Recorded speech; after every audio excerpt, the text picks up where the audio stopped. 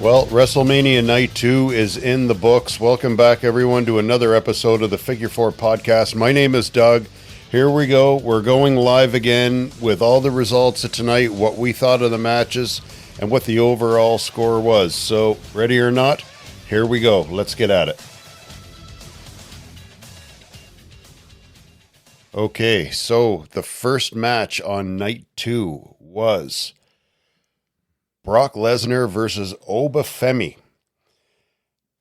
The match starts with a test of strength, like you expected it would, because they're both monsters. There was a feeling out process. It was power versus power. Brock hits a F5 on Oba.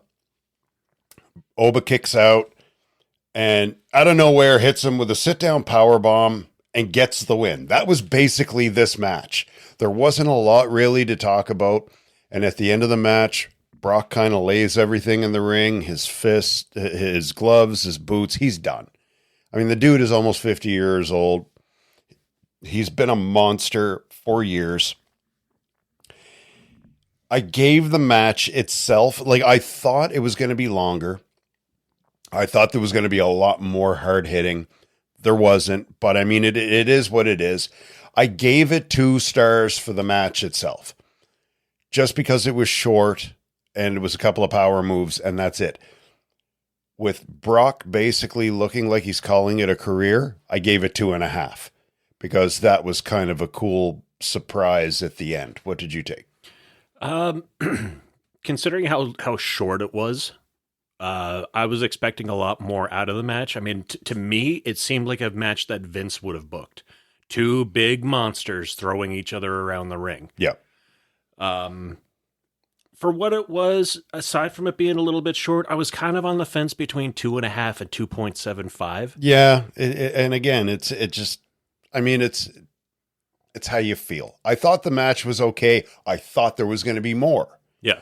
I was wrong, but it wasn't terrible. It wasn't terrible. I mean, if you compare it to night 1, it was... Oh, fuck. That would have been the main event. That would have been the superstar match in night 1. Oh, big time. No, I mean, comparing it to any match that was on night 1, it blew pretty much every single one of those matches out of the water, with the exception of maybe Seth and Gunther. Yeah. But, you know, it was short. It was sweet. You had some power moves. Brock hit an F5. Oba goes for the fall from grace. And like you said, like, Brock takes off his gear in the ring. Heyman was actually bawling when they were walking up the ramp. Well, of course he was. Of course he was. But, yeah, I mean, he's been with Brock Lesnar for over 20 years. Oh my God. Yeah. So, I mean, all in all, I thought it was a hell of a lot better than what we saw last night. Yes, it was a good start. Like I said, the match itself, I gave 2 stars. With Brock leaving it in the ring, yep. I gave it a 2.5. Yep. Match 2. The ladder match for the Intercontinental Championship. Javon Evans, Rey Mysterio, Dragon Lee, Rusev, Penta, and JD McDonough. Lots of high flying.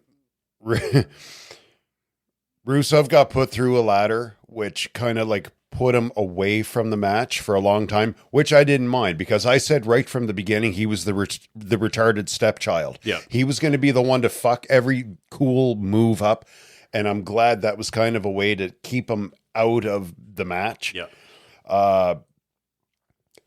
At this point, I don't know, it was probably about the 7-8 minute mark. This was the best match of WrestleMania so far. And we knew it was going to be good anyway. We called this match. Oh man, we were looking forward to this one. There was lots of high risk moves. There was a cool OG cutter from Javon, but Rusev kind of like jumped into it because I think he misjudged his leap. Yeah. Still kind of a cool move, but you know, you can't, I mean, the kid is phenomenal. Yeah. Even the best make a mistake every now and then. He's 21 years old. He's got a bright future ahead of him.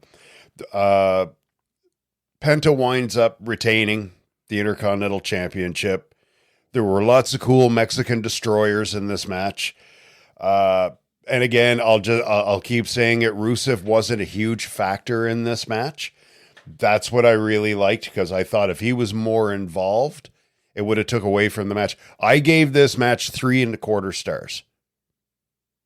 I thought it was, by far, this was the match of WrestleMania to this point.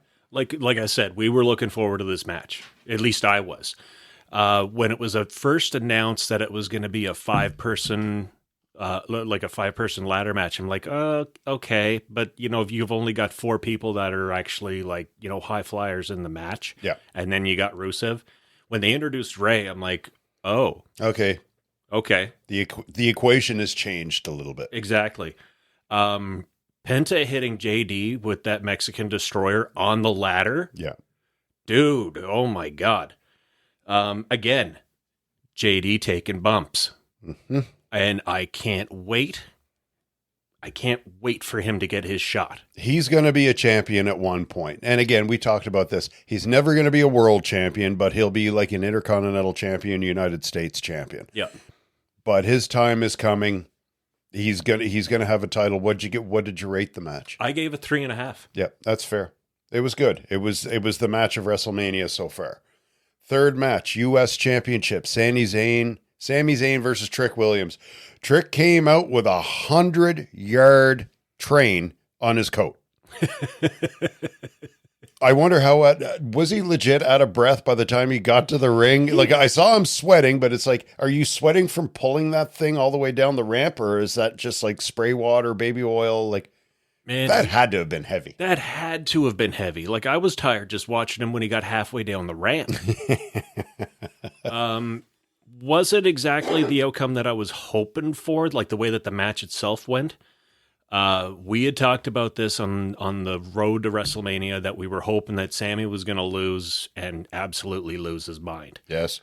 And I've said this before. I thought that they were pushing Trick a little too early, maybe a little too much. But I'm curious to see what's going to happen, what he's going to do with that U.S. title. Do you think he's going to keep the tradition going? The U.S. Open Challenge, or is he going to be like, fuck you guys, earn your spot? I think he's basically going to flip the entire WWE the bird and say... And you know what? He has to. Yeah. He has to. It's like, no, I'm the champion. Earn it. Yeah. No, I'm not fighting every week. Screw you. Yeah. Sami in the match is obviously showing he's got more of an edge. Yep. Nice guys finish last. He's starting to get on that. Yep. Again, for what this match was, and I'll get more into it, Trick gave, or Sami gave Trick a hell of a brain buster on the apron. Yep. That was very well done. Yep. See, and this is what upsets me about Sami so much. It's like his matches are so vanilla when you're a face. But the minute he gets a little bit of an edge or he's a heel or whatever, the guy can go. And that's what I was loving. Sami misses the haluva kick. At one point, Trick hits his knee, the trick shot, whatever it's called. Trick wins the U.S. Championship. Sami's on the floor. Trick's celebrating in the ring. He's outside hugging his mom and dad and all that stuff. He's celebrating. Then he hops back in the ring, and Sami's sitting on the floor. Yep. Back against the desk, watching him celebrate. I was hoping Sami was going to lose his shit and go crazy right away, but I guess that's going to be saved for Friday Night SmackDown. I gave it for what it was. It's probably one of the better Sami Zayn matches I've seen in recent memory. I gave it 3 stars. For what it was, I gave it 3 stars. Okay. The Brain Buster was cool. The haluva kicks were good. It was, like I said, for what it was. Again, cut a little short. Yeah. But for what it was 3 stars. It was decent. So far, night 2 was blowing night 1 out of the water. Absolutely. Looking at the way that Sami carried himself in that match, and I know you already said this, and we've talked about this before. Sami as a heel, like Sami with a little bit of spice, I can get behind that. Yeah. When he was in Judgment Day, there was a little bit more of a comedic factor about him, like he's not feeling very oozy, But I really enjoyed him there. Yeah. I like the comedic thing, like and he fit in with their, like, it was like Roman being serious. You got a Chihuahua in Jay, and then you got Jim, who's just kind of there and he likes everybody, and then there was Solo, who just is Solo, but. Sammy brought something different to the group that I think they needed. That didn't need to be serious all the time. I loved him. I loved him as an Uso in the bloodline. I thought it worked. It completely worked. Like, looking at, and you said, like, there's only so much that you can do as a face. Yeah. I want to see a spicy Sami Zayn. I want to see him come out and make sure that the ref is distracted. Go for a nut shot. Get down and get dirty. So does he lose his shit Friday night? Or is it going to be dragged out a little longer? I won't be surprised if it gets dragged out a little longer. I'm hoping that he does lose his shit. What did you give the match? I gave that match 2.75 out of 5. Okay, we're close. Yep. We're pretty close. So far. Yeah. So far, night 2 it's blowing night 1 out of the water. Street fight. Dominic Mysterio versus Finn the Demon Balor. Dominic comes out in a great big, huge, I guess you can call it like a throne. Yep. It was more like a big block of wood, but whatever. With a whole bunch of guys wearing the same shirt, same mask, luchador, like paying tribute to the luchador wrestlers. Finn's entrance is cool too. Cool makeup, cool paint of the demon all over him. For a street fight, it wasn't very, I don't want to say violent or anything like that. Like, I mean, there was no like, a street fight is like you fight in the back, go into the crowd, like, aside from a few chair shots from both of them and a couple of, I don't know, kind of lame table spots. Yeah. It wasn't really a street fight. And like, this is back-to-back nights where we've had an unsanctioned match and then we have a street fight, and I'm like, okay, so where's the violence? I'm not expecting someone to have their arm ripped off. No, you don't want to see anyone go out and get hurt, but no. Fuck, like, it's a street fight. Exactly. There's more to a street fight than just kendo sticks, chairs, and tables. Like, even the kendo sticks only lasted a minute. Yeah. And that was it for that. So aside from that, couple of hard chair shots from both of them. Okay, was cool. Finn eventually hits the coup de grace on Dom when he's on a table and gets the win. Yep. It didn't live up to the hype. And I know it was only announced in the pre-show that it was going to be a street fight. That's fine. Whatever. But it didn't live up to the hype. And honestly, like, as far as take the street fight out of it. Yeah. Dom versus the Demon or Finn Balor, whatever. A fantastic presentation. Yeah. But it didn't live up to the hype of a street fight. I think if Finn had just went out pissed off, you kicked me out of the Judgment Day, you turned your back on me. I've been kind of turning my back on you for months, but yeah, like, whatever. I think if it was just regular Finn and Dom in a no holds barred match, because this feud is over, it has to be. It's done. It was kind of like a nothing match. I gave it 2 3/4 stars because of the chair shots. And that was about it, but it didn't live up to a street fight match. Some of those shots that Dom was delivering, like, I'm like, okay, the violence is picking up. Like, this is gonna get going now. When he just really started to wail on Finn, and then it kind of died off a little bit. Like, I was expecting more out of it, and I kind of bounced between 2.5 and 2 3/4. Yeah, out of 5. I was gonna give it 2.5, and then I was like.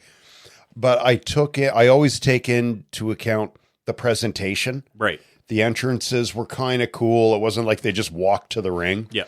So the entrance, and that's why I gave it 2 3/4. Yeah. If you take those out, I would have gave it a 2.5. Yeah. But again, you don't want to see anyone get hurt. No. or like go out of their way to get hurt. Like we're not screaming for blood and guts here. No, this is an ECW. But for a street fight, it could have been. There could have been more. It could have been a little bit more violent. Yeah. Match 5. Jade Cargill versus Rhea Ripley. I've been looking so forward to this because I'm just so over Jade. Go away. Like, I wish her contract was up and she would go away. Yeah. She's taking the spot that other female wrestlers could come in and take. Yeah. Like, there are female wrestlers in NXT. Yeah. That everyone knows belong on the main roster. Oh my God. Yeah. Cole says Jade, and I when we were watching Mania and I was kind of taking notes, I wrote this down. Cole mentioned Jade's win streak as world champion. She's been champion 168 days, and I had no idea. I was like, how many times has she defended the title? Yeah. And I said 3 or 4. So I Googled it. She's defended the title 5 times in 168 days. Yeah. And as Scott Hall was famous at saying, that's all I got to say about that. There were early, like Rhea's a powerhouse, Jade's a powerhouse, early shows of power. Jade looked strong throughout most of this match. She did. And you know what? She actually did pretty good. She wrestled, she was stiff, which I like, but Rhea can take it. Yep. Rhea's tough. Rhea's not as stiff as Jade, but that's okay. It just made Rhea look that much better that she could take the stiff shots from Jade. So the match is going on. Jade basically ran the first 7 to 8 minutes. I'd say. Then the outside interference starts. Yeah. Which I kind of had a feeling that was going to happen. Yeah, of course. It's bound to happen. Yeah. Of course. Jade hits Sandstorm. Rhea kicks out. So it's 3-on-1 at this point with the rest of them at ringside. EO comes out to help. Rhea does a couple of cool counters to Jade's moves after the interference, and EO kind of helps her out. Hits Riptide, wins the WWE Women's title. I think we both knew this was going to happen, and it had to happen. It had to happen. Absolutely. I mean, like you said, since she's won the title, and I was surprised when you told me she's defended the title 5 times. I'm like, when the fuck did that happen? Yeah, and that's the thing. She's defended the title 5 times. It's like, I remember one title defense, and it was a few weeks ago on SmackDown. Right. But I don't remember who she fought. No. Now, mind you, I had a few pops in me at the time. Well, I was just basically going through it right quick, and I go through Jade Cargill matches pretty quick. Right. Because she's not good. For me, I mean, if it's a title defense, the belt's on the line, you're going to remember who she was against. Yeah. If it was something memorable. And, I mean, she may as well have just been in the ring with a jobber. Pretty much. And that's and again, I don't remember, it was a few weeks back, maybe 3 weeks ago, that I remember her defending the title. And I'm sorry, I don't remember who she defended the title. It might have been Lyra. I don't know. Or Bailey or something. No offense to them, but the match left zero impression on me. Right. None. I think it was a title defense for the sake of having a title defense. Yeah. Actually. For what the match was, it was the perfect outside interference, Rhea being the underdog. Well, not the underdog, but getting her ass kicked the first 7-8 minutes, coming back. Initially, I gave it 3.5 stars. Right. I'm going to take it back a little bit. I'll give it 3.25. Or no, I'm sorry. I am looking at a completely different one. I gave it 3 stars. I gave the match 3 stars. It was good because it was the perfect blend of outside interference, a friend coming down to help you, and it was almost like the Rocky thing. Rhea was getting her butt kicked, made the comeback, got past the 3-on-1, and wound up winning the title. Yep. The match itself, from your perspective, what did you think? I thought there was some good back and forth. Like some good counters. And I mean, this is kind of aside from the main event, and I know we're going to get to that. But aside from that, like I thought every match on night 2 could have been just a bit longer. A little bit. That's what I was hoping for this match. I think they saved it all up for the main event because that seemed like it went longer than it should have by about 5 minutes. It definitely did. It's nice to see your mommy back on top. I don't know what direction they're going to go in now with Jade. Well, there's got to be a return match or two. Yeah. On a pay-per-view. I will not say PLE or whatever the fuck letters they call it. It's a pay-per-view. And I'm not going to mention ESPN. But there's got to be at least one return match for the title, or maybe it'll be on SmackDown or Raw, whatever the fuck, right? But yeah, I don't know where Jade goes from here because I think she was a failure as WWE Women's Champion. It was a huge failure. Here's a question for you: did they put the belt on her too early? No. You thought it was time? I thought it was time. You're talking about Jade, right? Yeah. Yeah, because everyone knew who she was from AEW. She was a powerhouse in AEW. It was the same thing. The presentation is fantastic. Yeah. The look is fantastic. The bell rings and it's the shits. This is the best match I've seen Jade have in her career that I've known of her. And that's between AEW and WWE. Wow. So you're talking a few years right now. Yeah. Is that her fault? I'm going to say no. Because, I mean, and I don't mean to sound this disrespectful. You look at John Cena, you look at Hulk Hogan. They wrestled for years and years and years and years and years. They had a few moves each. Yeah. That was it. Now, Hogan's style changed drastically when he went to Japan. Yeah. Hogan could wrestle. Cena could not wrestle.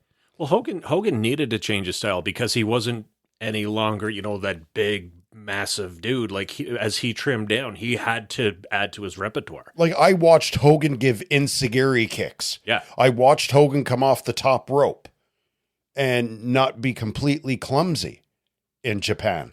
Now, those matches are hard to find. You got to try to YouTube them and be a little specific. But Jade was in that character. And again, I don't want to sound disrespectful to any of them because I've said this before. They were good enough athletes to do what they're doing and make lots of money while we sit here, drink, eat food, and watch WrestleMania on my couch. Yeah. But Jade, I don't even know who trained Jade, but it's the presentation. Fantastic. Yeah.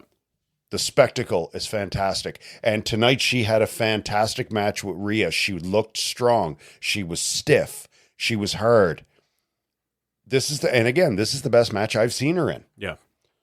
But we'll leave it at that. It was a good match. It was much better.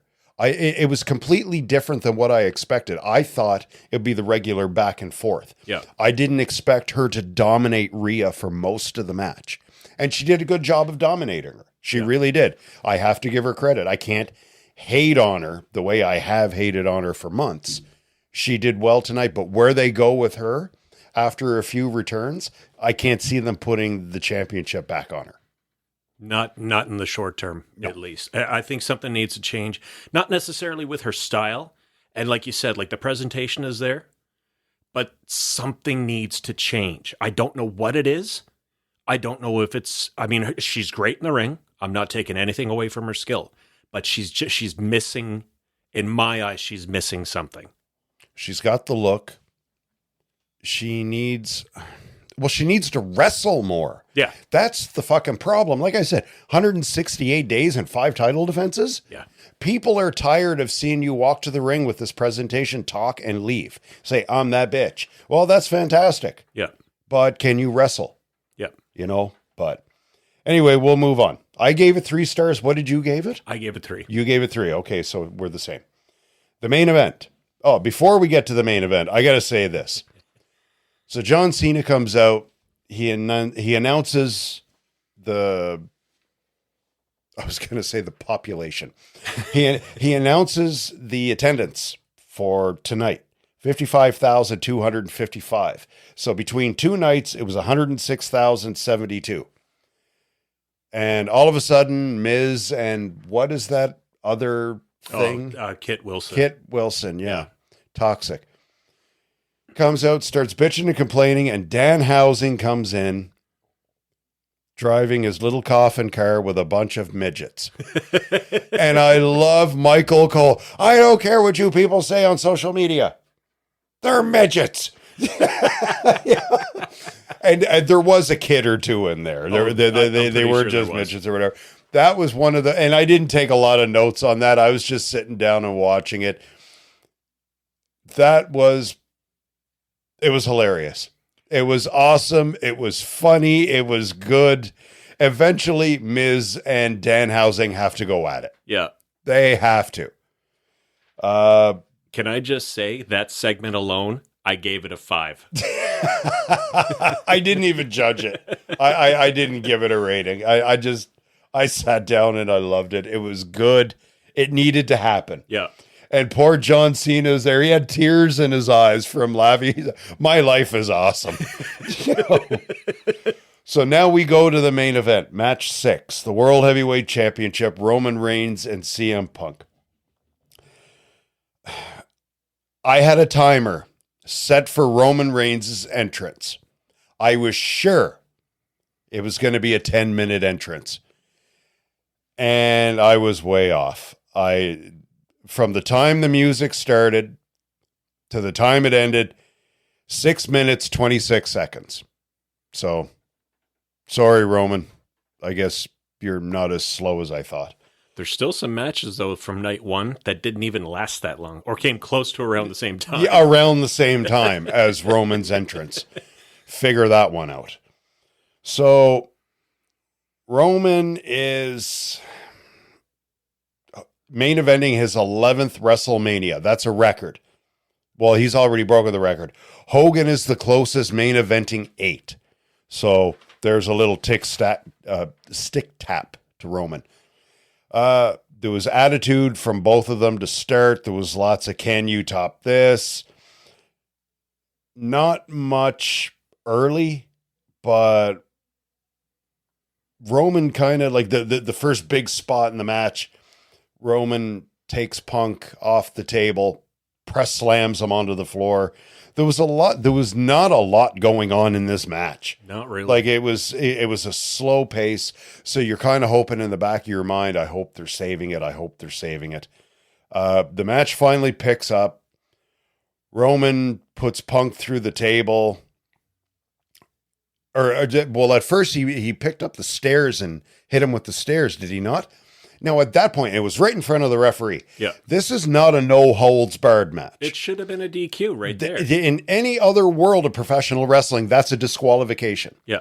If Punk had picked up a chair and hit Roman with it, the referee would have called for the bell. Yeah. So I don't know who thought of that logic, thinking that it'll be okay.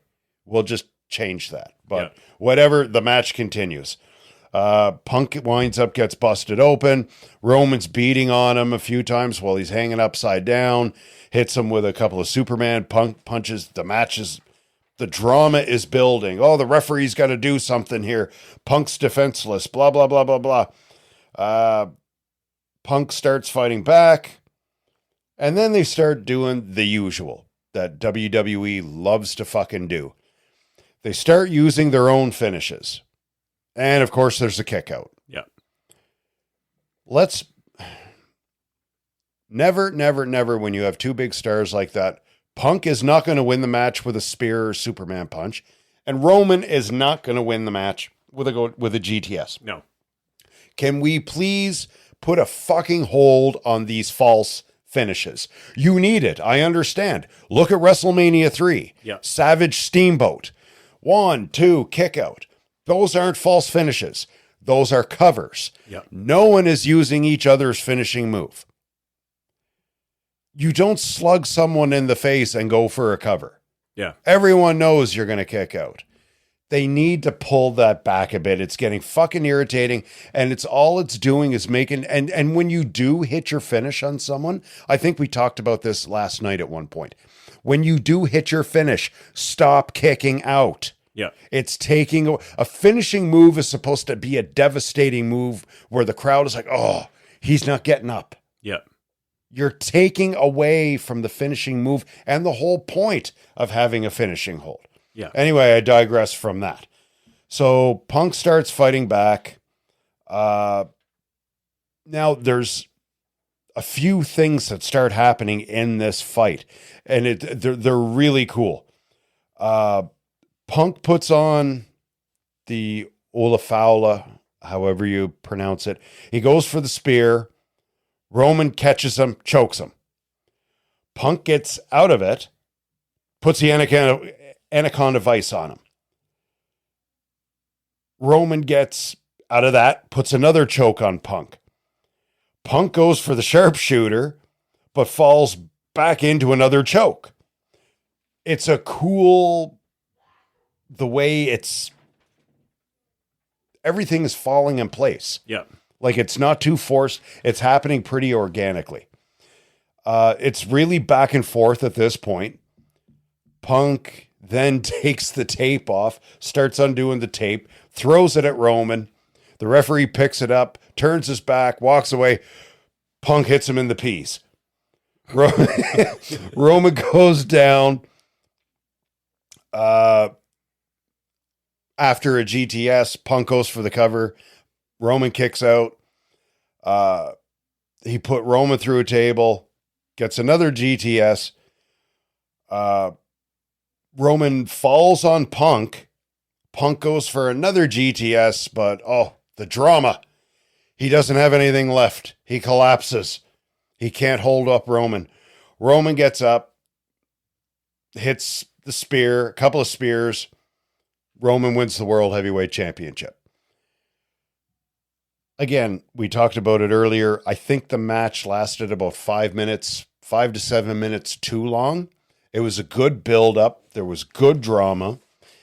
It was 100% better match, actually, than I thought it was going to be. I thought Punk was going to carry a lot of this match. Yeah. But he didn't. Roman was pretty good here. Roman wins the World Heavyweight Championship, no outside interference. Which I was surprised about. I didn't think there would be because there's no official bloodline anymore. True. They're all still like ooses and whatever the hell. Right. But it's not official that they're back, like back together type thing. So I'm glad there was no outside interference because that would have made no sense. Yeah. Because there's blood, but you know, it's like, no, we're not getting back together right yet. So it would have been kind of silly for the Usos to come out and help Roman. The match originally I gave it 3.5 stars. I'm still flirting with the idea of pulling it back to 3.25. But I think I'll leave it at 3.5 just because of that whole combination of chokes and like all that stuff. The sharpshooter spot, like it blended in well. Overall, for the night 2 of WrestleMania, I'm going to give it 3.5 overall. So much fucking better than night 1. Now, the match itself, what was your takeaway on the match? What did you rate it? And what did you give night 2?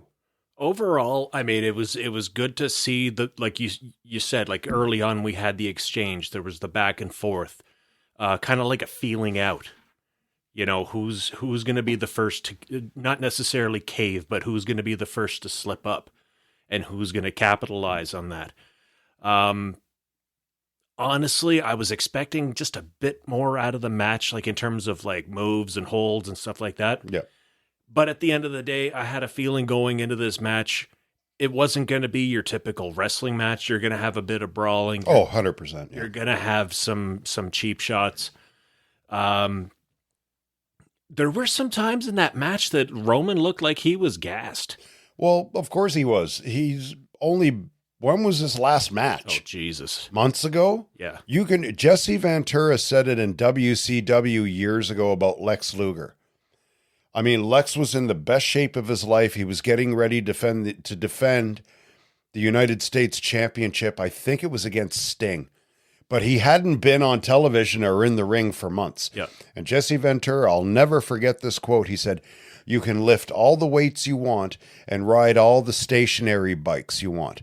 But the bottom line is you have to wrestle to keep yourself in in-ring shape." They're two totally different things. Completely different. Your cardio is one thing, but your in-ring shape is completely another. You already touched on it. It was just a note that I had made talking about like the finishing moves and each one using each other's finishing moves. It's getting watered down. It's completely watered down. It waters down everything. There's no point in having a finishing move anymore. It diminishes the meaning of it. Yes. I thought the Punk low blow was, I mean, the classic Bobby Heenan saying, "If you're not cheating, you're not trying." That's right. Wasn't necessarily the outcome that I wanted because I want to see Rollins against Punk. Yeah.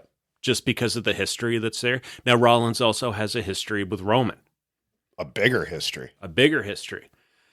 Rollins more so just has kind of a sour beef with Punk.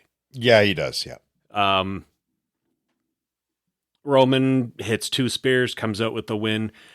I gave it 3 out of 5 for the match as a total. Overall, I would say, I mean, night 2 completely blew night 1 out of the water. Now, night 1 shouldn't have existed. Night 1, I think I gave that a 1.75. Overall, for night 2, I gave it 2.75 just because I thought that some of the matches could have just been a little bit longer. Yeah. My overall on the weekend, I gave it 2.5 out of 5. For the whole thing. For the whole both thing. nights. I don't know what I'd give it overall. Like, if you combine the two, I'm not even going to try. I'm going to leave it at where I said, like, last night was garbage and shouldn't existed. And tonight I gave a much better review. I'm just going to leave it at that. And I can't give it an overall because I'm scared if I take in the biggest shit that was night 1, it'll take away from night 2. So I'm just going to leave night 2 alone and let it have its baby and forget night 1 even existed. And that is it, guys. WrestleMania for 2026 is complete. We hope you guys enjoyed it, and we hope you guys enjoyed our show last night and tomorrow. We're probably going to be off for a couple of weeks, and we'll be back with a new episode. So until then, my name is Doug, and I am out. We'll see you on the next show.